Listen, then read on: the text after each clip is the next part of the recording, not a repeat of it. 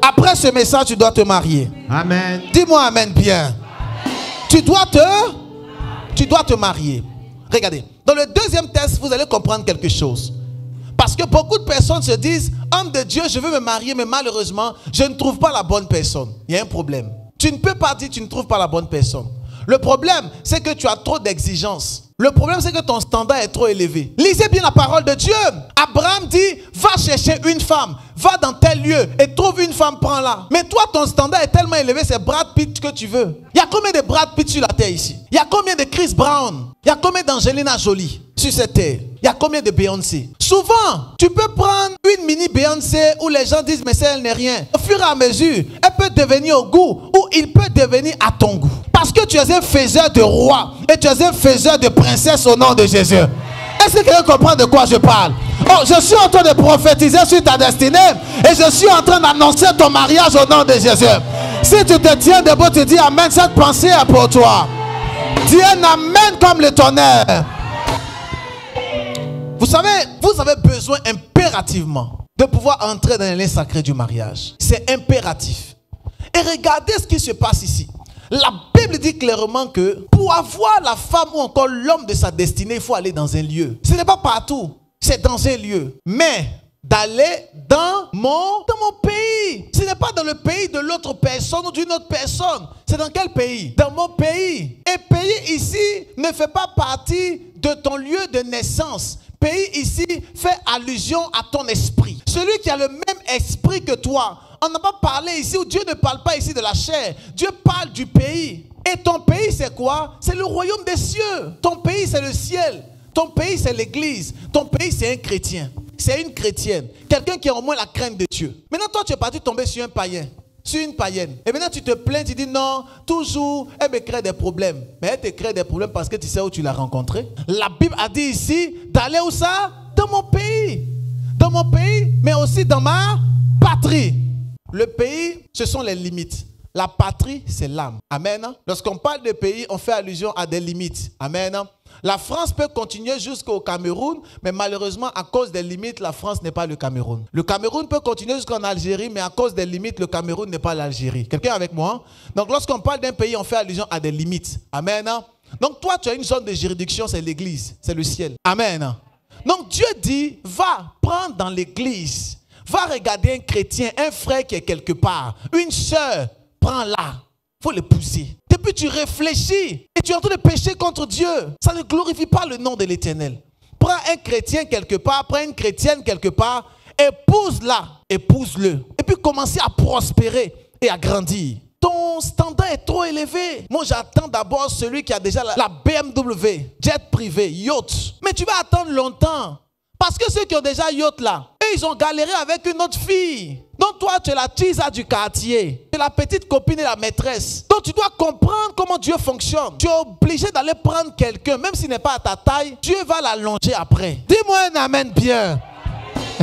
Dieu va l'allonger après. Mais pour l'instant, prends-le comme ça. Et lorsqu'on parle de la patrie ici, dans ma patrie, on fait allusion à l'âme. Il y a des hommes qui ont une belle âme. Il est bien, il n'est pas beau, il est court. Mais son âme est bien. Mais toi, tu veux le plus grand. Ah, le plus grand, il a un mauvais comportement. Et voilà, tu pleures toujours dans le foyer. Il est beau, mais il a un mauvais comportement. Tu fais comment? Même s'il est court, il faut le prendre. La Bible parle ici de la patrie. Donc, la Bible n'a pas dit que l'homme doit être beau. La Bible dit que l'homme doit aimer sa femme. Et la femme doit être soumise à son mari. C'est tout. Si Dieu parle de soumission pour une femme, c'est parce que Dieu sait que la femme, c'est difficile pour elle d'être soumise. Et si Dieu dit à l'homme, aime ta femme, c'est parce que Dieu sait que l'homme, pour lui, c'est difficile d'aimer une femme. Je vous assure qu'un homme peut aimer 4 femmes en même temps. Et puis quand il te dit que je t'aime, il est très sérieux quand il te dit qu'il t'aime.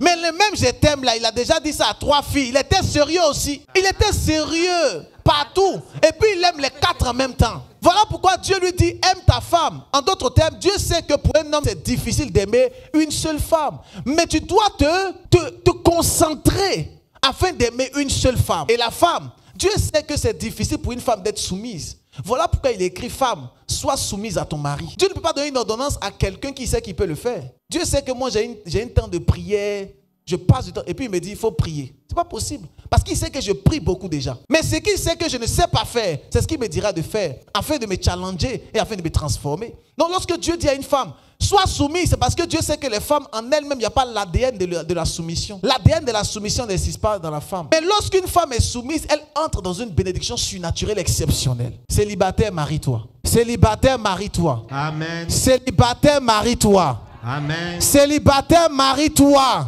Amen. Célibataire, marie-toi. Amen. Célibatrice, marie-toi également. Amen. Dis-moi un amen bien. Amen. Toi aussi qui me suis en live, marie-toi au nom de Jésus. Amen. Nous devons nous marier. Il y a des personnes qui disent non, ce n'est pas encore le temps. Moi, j'attends d'abord d'être millionnaire en euros avant de me marier. Voilà pourquoi tes finances sont au plus bas et tu es tout le temps dans les problèmes. Tu attends les millions avant de te marier. Mais qui t'a dit que le mariage est rattaché à l'argent? C'est quand on se marie qu'on commence à avoir l'argent. C'est quand on se marie que les portes commencent à s'ouvrir. Amen. Quand tu n'es pas marié, mais tu as des problèmes de partout. Tu as des situations compliquées. Et même quand tu es marié, que tu n'es pas en accord avec ton épouse ou avec ton époux, c'est là qu'il y a des problèmes. Et il y a des femmes qui font le vœu de célibat.